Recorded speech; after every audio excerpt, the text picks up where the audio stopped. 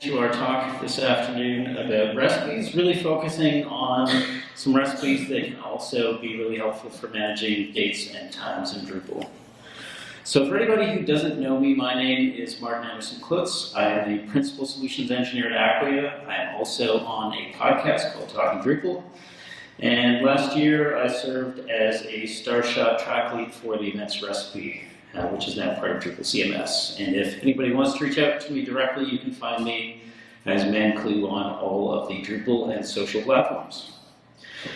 So, managing dates and times really across a variety of solutions is notoriously fraught with challenges, especially once you start dealing with time zones, recurring events, daylight savings times, a variety of different issues like that. And famously, lots of technical solutions aim to be helpful, but actually end up being less than helpful in a lot of cases. But fortunately in Drupal, we have this system called recipes, and there are a number of different ways that recipes can make your life easier as a site builder, particularly for managing dates and times, which we'll go through today. So we're going to start by talking about why we need this thing called recipes. Then we're going to get into a live demo and actually see applying some recipes and the capabilities that that can give us. We're going to dive into what goes into a recipe as well as how you apply them. Then we're going to talk about some of the newer pieces in the recipe ecosystem, as well as ending off with focus specifically on recipes that can help us with dates and times.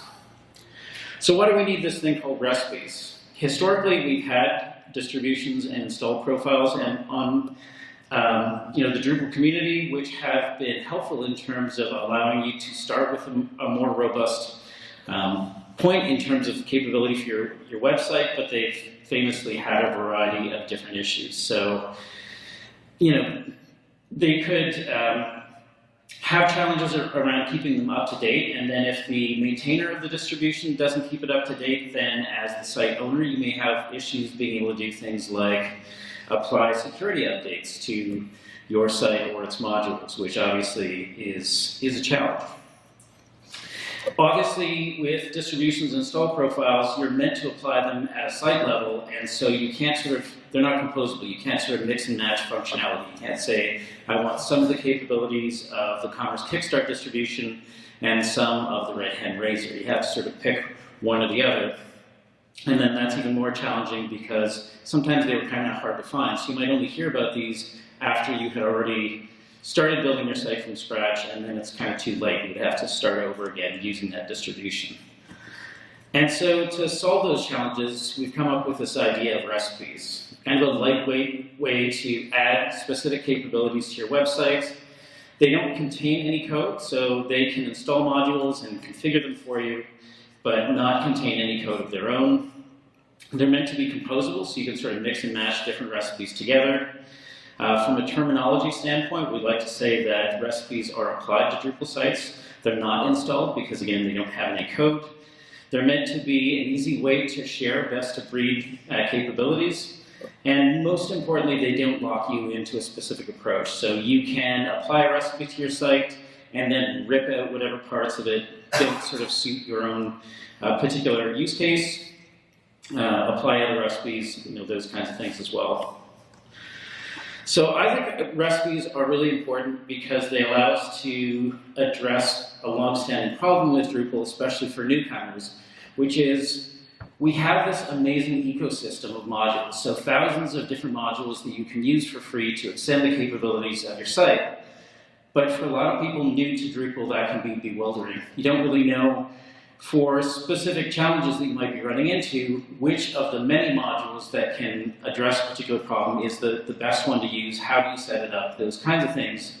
And so the advantage of recipes is that for some of these common needs, we can sort of agree on best-of-breed solutions, and then as a site builder, that becomes something you can just sort of drop in pieces of the content architecture that you're trying to build out. Now, earlier this year, we had the first release of something called Drupal CMS. If you were in Gabor's section earlier, you probably heard quite a bit about this. But really, the focus of Drupal CMS is about providing a more compelling out-of-the-box experience for people just starting with Drupal. So instead of starting with Drupal core and then having to figure out which contrib modules you want to add on to sort of get some common functionality, having Drupal CMS as a more robust starting point for Drupal really gives you a better sense of the power of what you can build with Drupal. So Drupal CMS is a version of Drupal core that comes with a variety of contrib modules all pre-configured, and it's really a more opinionated version of Drupal in the sense of it's really designed to address a variety of very specific use cases. But for the sake of our talk, it's also important to note that Drupal CMS is really, in many ways, a collection of recipes as well. And so it is itself composable, and it also means that you can sort of pick and choose. There may be parts of Drupal CMS that are going to be useful for something that you're working on. You don't have to sort of adopt it wholesale or not. So with that, let's dive into a hands-on demo so you can sort of see some of the capabilities firsthand. So this is Drupal CMS 1 starting, and you can see the first thing that it asks you to do is to identify what kinds of content that you want to be able to manage on your Drupal CMS site. And it's important to note that these are actually all recipes. So effectively, it's presenting a UI, where as a site builder, you can say, this is the kind of content that I want, but ultimately what it's doing to address that is actually installing relevant recipes. So if we go ahead and we'll just use some default values and get it going, what you can see now is that it's actually going through the process of installing and configuring a variety of different modules behind the scenes. So in the audience, show of hands, who here has played around with Drupal CMS? Got a few hands. Anybody running it in production? Oh, got one. Here we go. Nice. All right, so the installer is just wrapping up here, and then what that's going to do is actually take us to a dashboard, which again is sort of a new thing in the Drupal sphere, at least in terms of an out-of-the-box experience. But notice now that we have this ability to go in and create an event. So we'll just create one here. We'll grab something from the media library. Notice that we have kind of an easy-to-use calendar widget to set the time and date. So 3, and notice that it updates the end automatically. We can go in and provide a location. So we'll say that's going to be the US, just because I have one saved. Give it a description. And let's just go ahead and publish that and save it. And now what you're going to be able to see, having just installed Drupal CMS, with one click told it that we wanted to manage events, now we have the ability to create those. Notice that it will do geolocation out of the box, but because of privacy, some of the privacy features built into Drupal CMS, as a user you have to sort of click to say it's okay to expose my IP address to that third party. So that's a security feature, not a bug. And then if you wanted to add other of those recipes to your site, you have the option of doing those not just when you're first installing the site, but also by going into the project browser, which is part of the extend menu. And then you have all of those same ones that we saw at the beginning, plus some others. So accessibility tools, AI assistant, SEO tools, and a variety of others. So lots and lots of capabilities that you sort of have out of the box. And again, it gives you that ability to sort of quickly build out a really robust set of features by leveraging the recipes that are built into Drupal CMS. But it's also worth pointing out that you can pull any of these recipes into other projects that you might be working on if you think that they would be beneficial. Now, I thought it would also be interesting to see using recipes on more of a Drupal core site. So just standard Drupal 11. And so we've got our recipes demo site. Just to point out here, we've only got article and basic page. So again, the ones that ship with Drupal core. And what we're going to do is go on the command line and use drush to run a recipe. So you can see it's sort of following the same process as we saw with Drupal CMS. And then as a best practice, I always like to rebuild the cache after applying a recipe. And now if we refresh our page, you're going to see now we have an events area in here where we can go ahead and add an event. Now notice that the Inputs here are much simpler, so it's less opinionated in terms of the assumptions that it makes about exactly what capabilities that you want. So we've got a test event, we have sort of the same widget, so we can set our event off into the future. And let's go ahead and just save that. And now maybe we've decided there are additional capabilities that we want for our event systems. So we can actually apply other recipes. So maybe we want to have recurring events. Maybe we want to have an interactive calendar. Maybe we want to be able to associate locations like we did in Drupal CMS with our events. And maybe we want to be able to have users register directly on the site for different events. So we can say, let's also apply events registration. And then the last thing we're going to do is, again, rebuild our cache. And now if we go back to our site and refresh the page, you're going to see here we've got a new locations area, so we can add a location similar to what we did on the Acquia CMS site.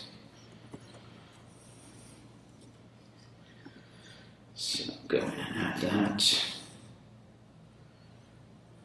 Again, notice that it's doing the geolocation out of the box, not something that we had to set up ourselves, provide any kind of an API key, any of those kinds of things. And now if we go back to our event,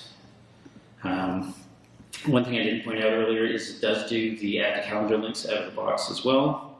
But if we go ahead and edit this, notice now we have the ability to make it a recurring event. So we can say, let's have this recur and end after 5 times. We can associate it. We could add a new location inline with inline entity form, or we can just say, go ahead and add the one that we just created. And notice now that we do have this ability to associate a registration type. So these are fieldable ways of collecting registrations. So maybe you've got some events where you need to collect t-shirt sizes for people registering, and then other ones where you want to collect food allergies with registration types. You can set that up and make it really easy to allow your content creators to basically associate the correct kind of registration based on the specific needs of your event. So now we've got a registration form. We've got the output formatted specifically to best handle recurring events. And if we go back up to our events display, now we also have a calendar display, and we can drag and drop to reschedule between days, or even if we go into the day, reschedule the time of day, or even the duration. Or we could even do things like drag and drop to make it an all-day event. So it becomes a really easy and intuitive way for your content creators to be able to manage their events. And just to point out here, it has saved that to the database through all of that. So in just a couple of minutes, we've actually built out a pretty robust event system, giving us a lot of different capabilities in terms of how we might need to manage that. So let's jump back into our slideshow and talk about what goes into a recipe. So the heart of a recipe is really this recipe.yaml file. In some ways, it's similar to the info.yaml file that you would find in like a module or a theme, but it has some of these new sections. So recipes is where you can specify other recipes that you want to be applied when this recipe is applied to your site. Install is where you can specify modules or themes that should be installed, but when it does that, it will only install the basic configuration for that module. So if it provides other configuration entities, then those won't get imported. So when you think about, as an example, like the views module, when you install the views module, it gives you a whole bunch of default views. If you had installed the views as through a recipe, it wouldn't give you all of those default views by default, and so you can use the config import section of the recipe.yaml to specify if there are some of those that you want to be imported. And then finally, config actions is really a powerful and flexible way of altering the configuration of your site. And we'll get a lot more into some of the config actions that are available and why those are important. Now, composer.json is where you can specify what are all the dependencies for this particular recipe and make sure that those will be available. And then optionally, you can have directories for static configuration files that you want to be imported when the recipe is applied, or content to have content automatically created, again, when you apply your particular recipe. But both of those are optional. So here's an example. This is actually a recipe that's available on Drupal.org as a contrib project. So it has the recipe.yaml, it has the composer.json, a variety of config YAML files, and then it has some taxonomy terms that will be created automatically when you apply that recipe. Notice that those are grouped in a subdirectory whose name is identical to sort of the machine name of the kind of entity that should be created. So the composer.json is going to be pretty similar to other kinds of projects. Again, modules or themes. The crucial difference here is having the type of Drupal recipe. Then you can list your requirements, and then optionally you can say, these are some things that we can suggest as other ways to extend the recipe. There is in the recipe.yaml sort of, again, name, description, optionally type, again, similar to things like modules or themes. But now we have this recipes section where we can say, in the process of applying this recipe, these are some other recipes that should be applied. And then we can list, in this case, modules that we also want to have installed as part of applying this particular recipe. And then we can specify, so we could say for this particular module, use a wildcard to say import all of the configuration entities that it provides. Or for this other one, we can say there are specific ones that we want to make sure will be available after this particular recipe is applied. And then config actions are sort of a new concept as part of the recipe system where you effectively can be very targeted in terms of how you want to update the site configuration. So it really has three parts. So first is the actual configuration entity ID, in this case system theme. The next one is the action to take in terms of how you want to modify it. So in this case, we're using simple config update. And then the last part is really the action argument. So what are the actual values that it's going to use to manipulate the site configuration? So in this case, we're saying, make a config update on system theme to set the default value to emulsify, which basically in plain English means set the default theme, so the one that anonymous users will see, to be the emulsify theme. Now, it's important to understand that with config actions, there's fundamentally kind of two different groups of config actions. So there's a set that are globally applicable, so you can use them for manipulating any kind of configuration. So simple config update, we just saw an example of that. Create if not exists is another one that you'll probably see quite a bit. And then set third-party settings is another one that gets used a lot. There is a QR code in the top right. So if you want to see kind of the full list, that's all in the documentation. But the other kind of big set of config actions is really the ones that are specific to different kinds of config actions. So let's say you want to manipulate the user roles that are on your Drupal site. You can use grant permissions to say, add specific permissions to either one role or multiple roles.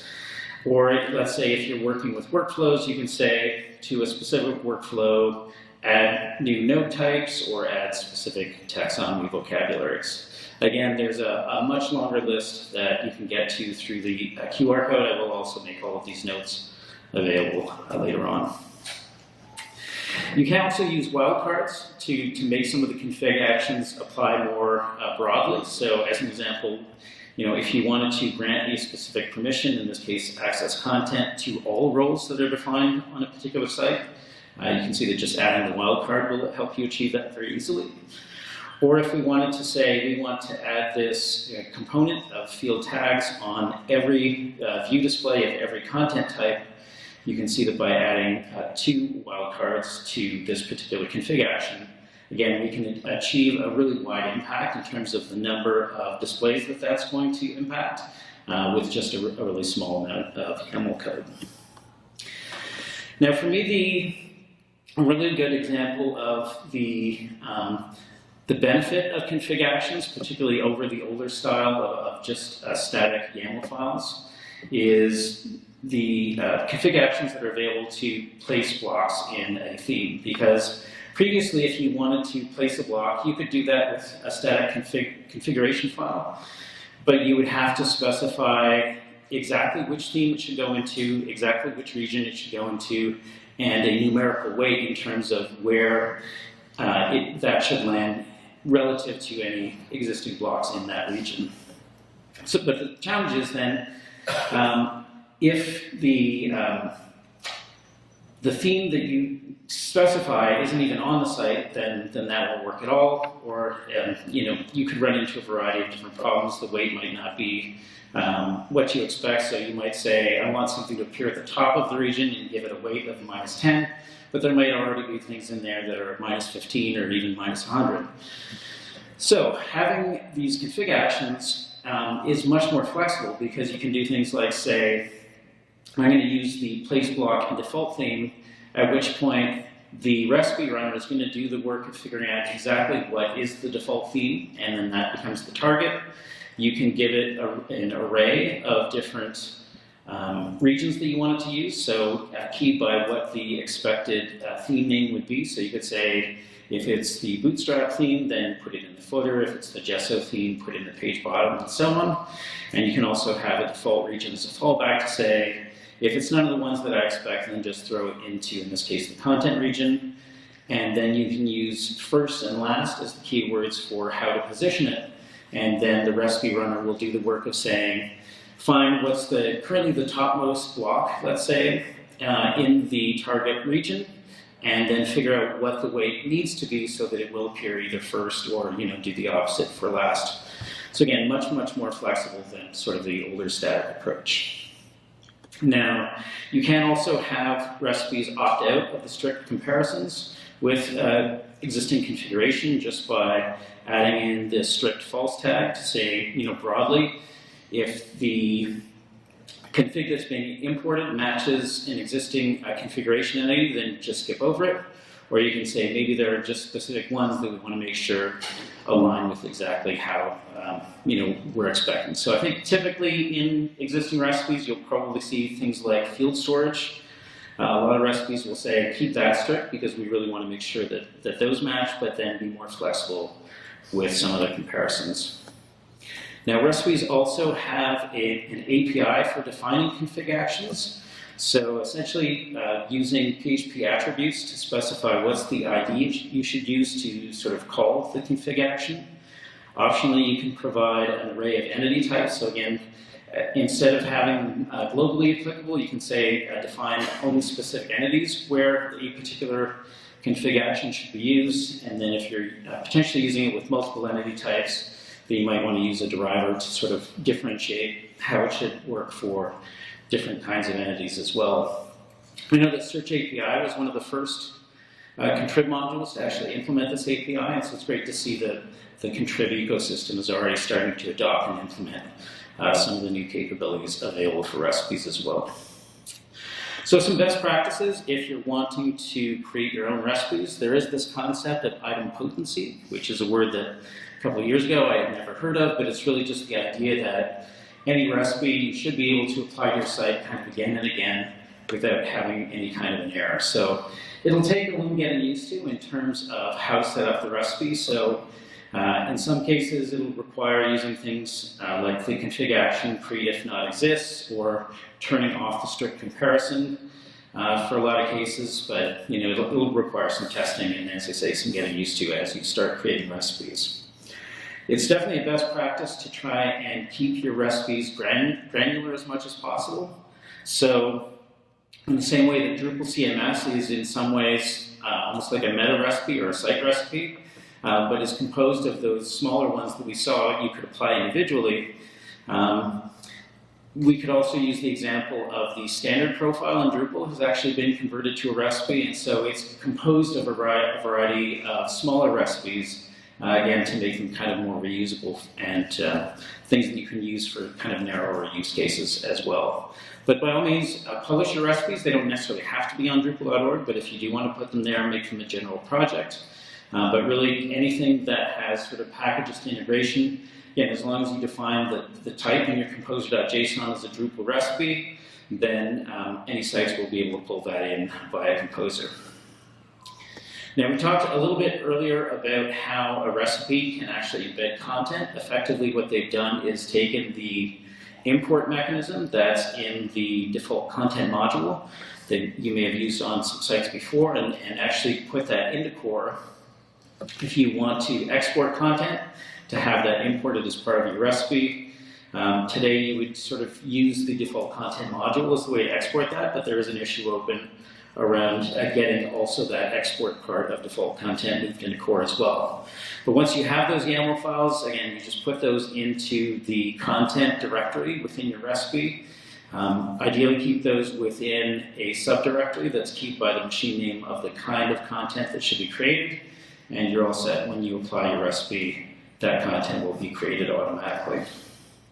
So here's an example of the locations recipe. This was actually applied in our demo when we added the events locations recipe. So it had a dependency on locations, so this is actually something that would have run behind the scenes. So you can see here we've got our name, description, and type. We've got a variety of different modules that got enabled by this particular recipe. And then further down, it actually specified a number of modules where it said, just import any of the configuration entities that those provide. And then further down still, we've got a couple of config actions specifically related to the entity form display for node location, basically saying, create if not exists, trying to make it idempotent, and then setting the components for that form and specifying the order in which those should appear. So if you want to apply recipes, we've already seen a couple of different options. So certainly, as part of installing Drupal CMS, you have the ability to sort of pick which ones you want to have applied. There is also the project browser that we saw in Drupal CMS, but project browser is something you can install on any Drupal site. And then on the command line, we saw using the drush command, which is effectively a wrapper of the PHP script that is supplied by core as well, but I find that one definitely by far the easiest to remember. Now it's worth knowing the order in which the recipe runner will execute the available commands as part of the recipe. So it's going to start by applying any other recipes that are in that recipe.yaml. Then it's going to install the modules and themes that are specified. If you have specified the import specified configuration, that will be the next step. Then it will import any provided configuration in that config folder of your recipe. Then it will run any config actions at the bottom of your recipe.yaml. And then the last step will be to import the content. So if you're running into some unexpected behavior, sometimes just remembering the order in which those things are going to happen can be helpful as well. All right, so let's talk about some things that are relatively new in the recipe ecosystem. There is this concept of unpacking. So originally there was a bit of a challenge around recipes because you could use Composer to pull down a recipe, apply it to your site, and then you would have all of the configuration that depended on a set of dependencies that were brought in by Composer. But if you actually, Composer removed the recipe, you would still have the configuration in your site, but not any of the modules or other projects that it depended on, which could leave your site in kind of a broken state. So now in core, by default, there is a Composer script that when you Composer require a recipe, it will actually automatically unpack the dependencies and put them into your site composer.json so that when you apply the recipe, you can get rid of the recipe, it doesn't matter, it'll already have all of those dependencies in your site composer.json.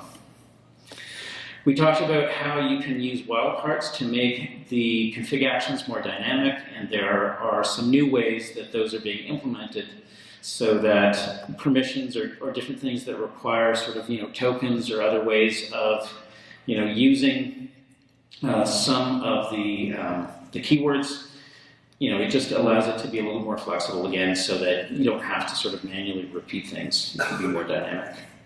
Recipes now also have the ability to prompt for user input. So as part of applying a recipe, you can ask the user. So in the example you see here, it's asking for an email address to which a feedback form will send, but there are recipes where it'll ask for things like an API key or an access token. I think the AI one that's in Drupal CMS does that. And then at the bottom here, you can see an example of how you would use that token as part of a config action to set where that value that was collected should be used. There is also now a growing ecosystem of modules that you can use to work with a recipe. So Project Browser we've already seen and talked a little bit about, but again, you can use that with a variety of sites, not just with Drupal CMS. There is a module called Recipe Tracker that will basically give you a log of what recipes were applied to a particular site, including when, by whom, and what version of that recipe was applied. You can do there's a module that will allow you to have kind of a custom module within your recipe. I'm still a little bit dubious as to whether or not that's actually a good idea, but it's there, and so maybe if you've got a very specific use case, you can try that out. There's a module called Recipe Secrets that allows you to have your config actions effectively pull values from like a .env file. So if you apply the recipe within different environments, instead of sort of pulling it down, let's say in a local, and then pushing those changes up, that's something that may be helpful. Again, best practices, there's probably some discussion there. But there is a module called Ratatouille that you can use as sort of a UI or a wizard to help you actually generate the recipes themselves. So if you're wanting to get started with recipes but don't want to have to sort of manually collect together the YAML things and get them moved into the different directories, something like Ratatouille can be a more intuitive way to get started creating your recipes as well. Now, translating recipes is something that is really being actively worked on, again, as part of that whole initiative around making sure that Drupal CMS will work for multilingual use cases. Gabor mentioned this in his session earlier, but there was actually a really good deep dive on this in yesterday's section called Global Reach, One Platform, The Journey to Implementing Multilingual in Drupal CMS. So if you haven't seen that session, I would definitely encourage you to watch the recording when that's available. There is a recipes cookbook, which is effectively a wiki page, but a really useful resource if you want to get started playing around with recipes. You can see all of the ones that are available. But again, because it's a wiki page, if you actually start creating your own recipes, by all means go there and get those listed so that, as a community, we can all start to sort of collaborate and share feedback. There is quite a bit of really good documentation for the recipe system, but today it all lives in GitLab, which is, from a findability standpoint, not ideal. So there is a recognition that there's a set of work that needs to be done to get those moved into sort of the main Drupal.org documentation. And if you're interested in helping with recipes, then that could be a great way to start contributing as well. All right, so let's dive into recipes that are really more specific to events, really starting by talking about some of the ones that we saw in our demos. So the events recipe that we started with creates your event content type. It creates a view with displays for upcoming and past events. In terms of ongoing work, there is probably going to be continued UX improvements as well as accessibility issues dealt with. And there is a core issue and really a patch that you should probably use if you want to use that particular recipe that fixes something around sort of navigation and tabs and some other things. The events location recipe that we saw depends on the locations recipe as well, which uses the address and geofield modules for handling addresses, as well as the nominated service for geocoding, and then Leaflet as a free and extensible mapping solution, which I would say is highly recommended. And then the actual events location recipe then really only creates the association aware reference field on the events content type. The events calendar that we saw uses a refreshed version of the full calendar module, which uses the full calendar JavaScript library. That gives all of the sort of drag and drop editing that we saw. Also allows things like double click to create a new event within the calendar. And then there are planned some improvements around the performance, particularly for large data sets of events with the full calendar, as well as the ability to have configurable tooltips for events within the calendar as well. For the registration recipe, it creates that Drupal-based registration system that we saw using the entity registration module, which has those sort of fieldable entity registration types. It probably could use some ongoing improvements in terms of that sort of user flow of registry. So if you have some thoughts on that, we'd definitely love to hear a perspective from people who have real-world use cases. And then the events recurring recipe that we saw really only does 4 simple things. It's probably one of the smallest recipes that I've worked on. If you are a person who knows and has worked with SmartDate quite a bit in the past, it's only going to save you a couple of minutes. But again, the spirit of recipes is to try and make things that common use cases easily addressed without having to have sort of that domain knowledge. So having that as a single step that somebody can apply to their site and have that capability available, I thought was worth the effort. So the last thing that I want to talk about is a more complex use case. So maybe you have a site that needs to manage an event like this one. So something like a Drupal camp where you've got user-submitted sessions that you need to evaluate, maybe assemble into a schedule, list sponsors, and so on. So there is this project called Event Platform that is specifically engineered for helping with that use case. It's a successor to the old COD or Camp Organizers distribution. Provides sort of a centralized platform for being able to manage sessions, featured speakers, sponsors, being able to have a workflow for accepting sessions, evaluating them. If you do things like reject or accept sessions, it'll automatically email the author to sort of let them know, as well as doing things like having an ability to like sessions to create a personalized schedule as well. So there's a variety of features. There's been a lot going on this year, including adding a custom theme specifically designed to work with the event platform. But probably, and relevant to this particular session, there is now a built-in way to sort of pull in some Drupal CMS recipes to get some capabilities like SEO enhancements and some of the other features that are more reusable. And that's, again, part of the benefit of that composable approach that recipes gives Drupal CMS.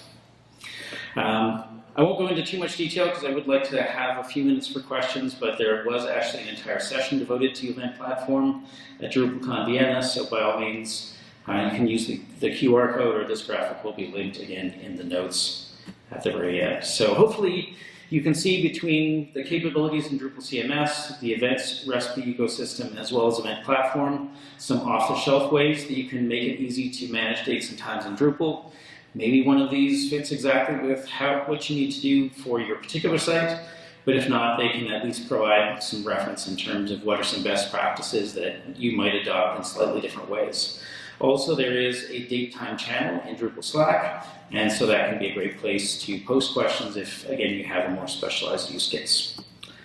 So hopefully you can see that recipes really give you that easy way to adopt and implement community-provided best practices. We've seen a few examples specifically for events, but again, if you go to that recipe cookbook, you can see all of the different recipes that are available to help you get started.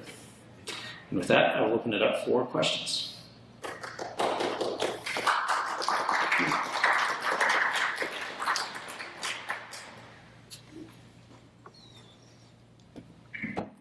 Yes, thank you. Very interesting. A question about how to build the whole website with receipts in comparison with profiles. So with recipes, we should install the clean Drupal website and then install recipes.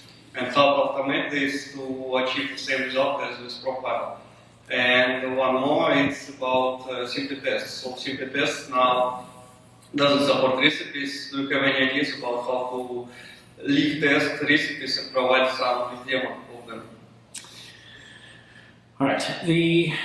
So the testing part of your question, I'm afraid I can't offer a lot of insight. What I would suggest is maybe talk to somebody like, if you know Proxima, Adam. He's done a lot of the development work on Drupal CMS, and I'm sure they've got testing best practices that they've established as part of that, so they're probably the best people to ask about the testing specifically.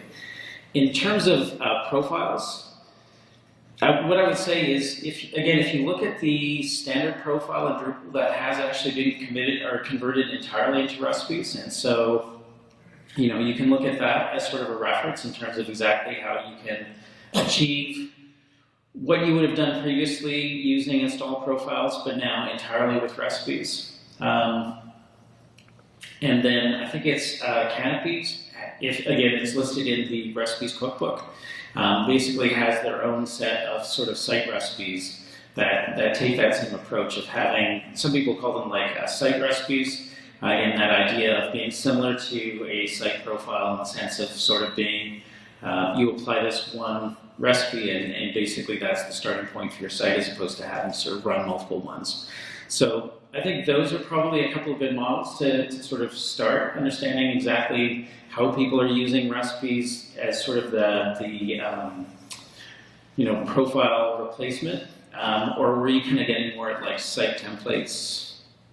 It's mostly about installing the Drupal with recipe, because now we should install Drupal as the first step, and the second step install recipe. But people just want to install recipe with Drupal together as one action. Yeah, so the installer that we saw for Drupal CMS is something that is available as a separate project. So let's say you were part of a higher ed institution where you wanted to provide a similar experience in terms of saying, start with the installer and then pick which recipes you want to be installed. You can provide that same kind of an experience. So it's a separate composing module that will do this. Right. Not simple way for now. I think that's the simplest way that I know of, Yeah. Okay, thanks. Yeah, welcome. Any other questions? So, yeah, cool. 2 questions, although kind of same. I saw on the configuration import actions that you have like create if not exist. So I guess like if the configuration already exists, then it will not be created again. So my question is like, what if by happenstance you want to install 2 recipes, but they both some configuration, let's say some view shares the same view machine name? Does that mean they're fundamentally incompatible? Is like kind of my first question, or / you should make it more unique machine name. And my second question, although partially related, is has there been any thought on things like views, where maybe instead of using machine name, using like a UUID or something, so that it would be very unlikely to have views that would or other configuration that would conflict. Yeah. So. Question is like, if you have different recipes, would they conflict? And if they would conflict, has there been any thought of like how to manage that? Yeah, so I can start by answering your first question, and if I forget the second one by the time I'm done the first, then you can remind me. So really, I think what your question gets at is the strict comparison. So by using, as you say, the like create if not exists, between the 2 modules, then if, let's say, both modules were using that same config action, then there would be no problem, as long as there weren't sort of like cascading effects in terms of other configuration that had different expectations or assumptions about how those should be configured. So again, for things like content type definitions, then using sort of a non-strict comparison usually won't create a bunch of any significant problems. But let's say for field storage, if 2 different recipes are expecting fields with the same machine name to be storing data in 2 different ways, then effectively they should be incompatible, right? So I would say in that sense, having them not compatible is actually the expected result, because they're expecting to store different data in the same field, which Drupal won't do. So remind me the second question again. Yeah, sure. The second question was like maybe some configuration. Like in the old days, we had like node IDs for content, and I think Drupal is moving more towards like view IDs for content. So you call it content on different fields with a different ID, different view ID. So my question is like, is it possible / has it been thought of creating configuration using view IDs, like universally unique IDs instead of just generic strings to make them less likely to conflict in the future? Yeah. So I'd say for the content IDs, it really is using the UUIDs, but for the configuration,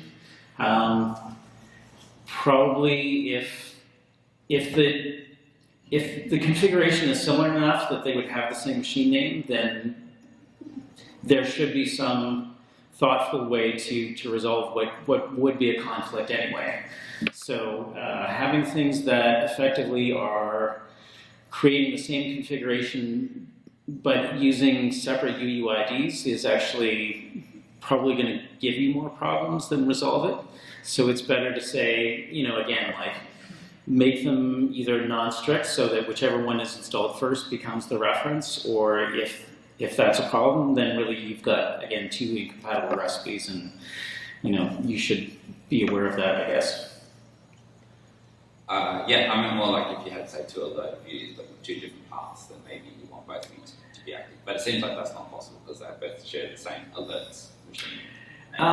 So if it's 2 different paths, then you could just have them as different views, or you might be able to use something like a config action to sort of like add a display to the existing view, something like that. So there's different ways that you could get around that in terms of exactly, depending on the use case.